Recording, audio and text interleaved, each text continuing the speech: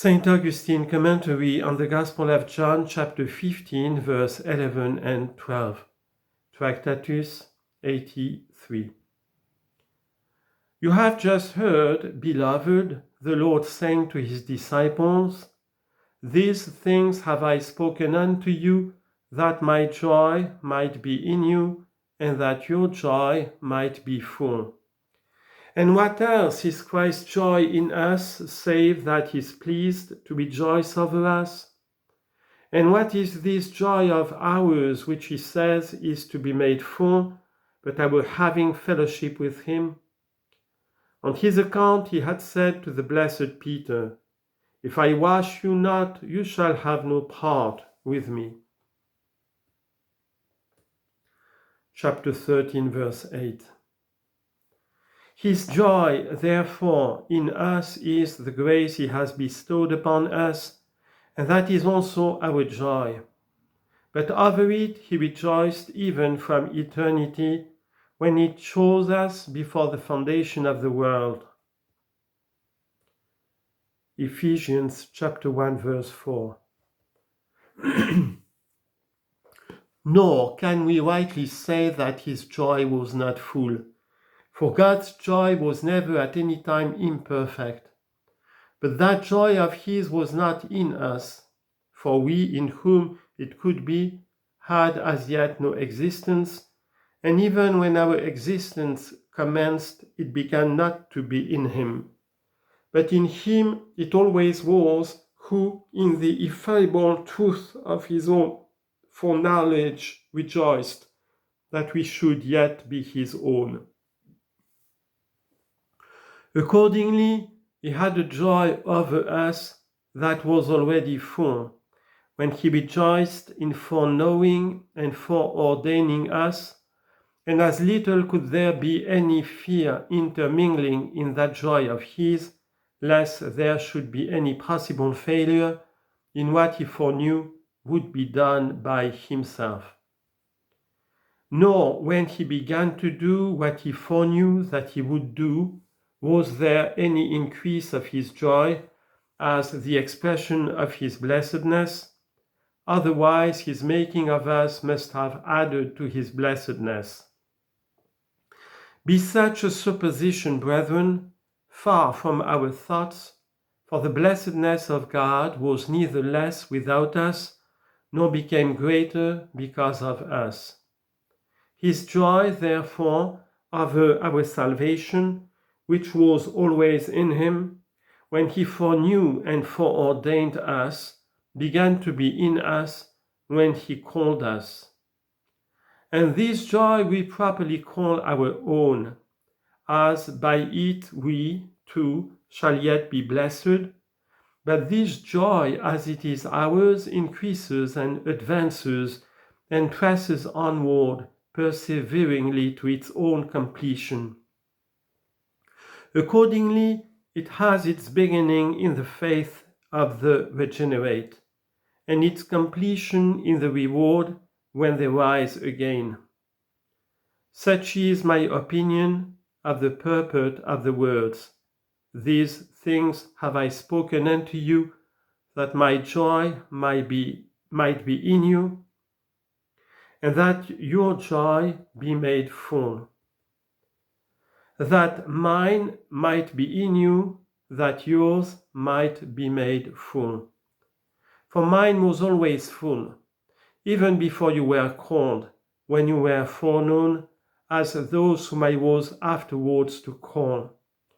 But it finds its place in you also, when you are transformed into that which I have foreknown regarding you, and that yours may be full, for you shall be blessed, what you are not as yet, just as you are now created, who had no existence before.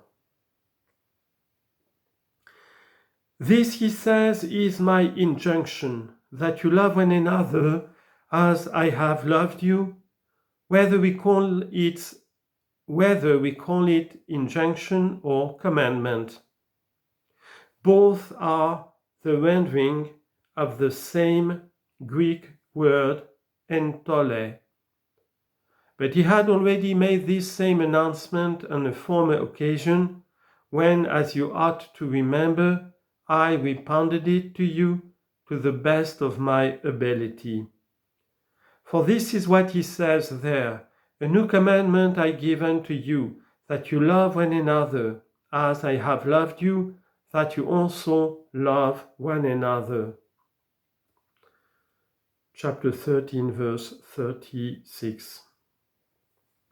And so the repetition of this commandment is its commendation.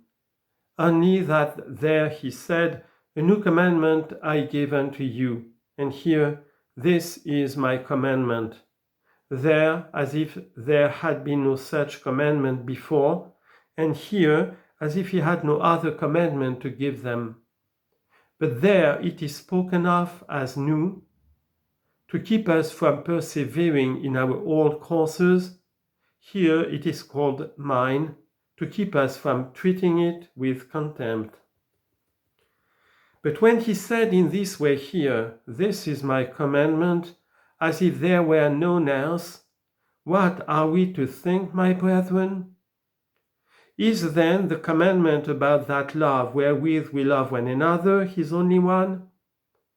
Is there not also another that is still greater, that we should love God? Or has God in very truth given us such a charge about love alone, that we have no need of searching for others?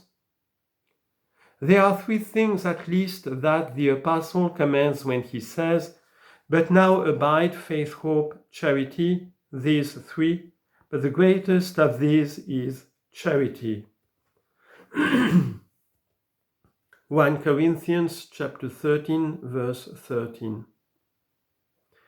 And although in charity, that is in love, are comprehended the two commandments, yet it is here declared to be the greatest only, and not the sole one. Accordingly, what a host of commandments are given us about faith, what a multitude about hope. Who is there that could collect them together or suffice to number them?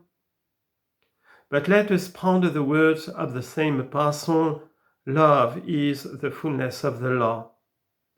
Romans chapter 13, verse 10. And so, where there is love, what can be wanting? And where it is not, what is there that can possibly be profitable? The devil believes, James chapter 2, verse 19, but does not love. No one loves who does not believe. One may indeed hope for pardon who does not love, but he hopes in vain. But no one can despair who loves. Therefore, where there is love, there, of necessity, will there be faith and hope. And where there is love of our neighbor, there also of necessity will be the love of God. For he that loves not God, how loves he his neighbor as himself, seeing that he loves not even himself? Such a one is both impious and iniquitous, and he that loves iniquity manifestly loves not, but hates his own soul.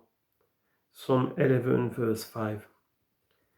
Let us therefore be holding fast to this precept of the Lord, to love one another, and then all else that is commanded we shall do, for all else we have contained in this. But this love is distinguished from that which men bear to one another as such, for in order to mark the distinction it is added, as I have loved you. And wherefore is it that Christ loves us, but that we may be fitted to reign with Christ? With this aim, therefore, let us also be loving one another, that we may manifest the difference of our love from that of others who have no such motive in loving one another, because the love itself is wanting. But those whose mutual love has the possession of God himself for its object, will truly love one another, and therefore, even for the very purpose of loving one another, they love God. There is no such love as this in all men, for few have this motive for their love one another, that God may be all in all. 1 Corinthians chapter 15, verse 28.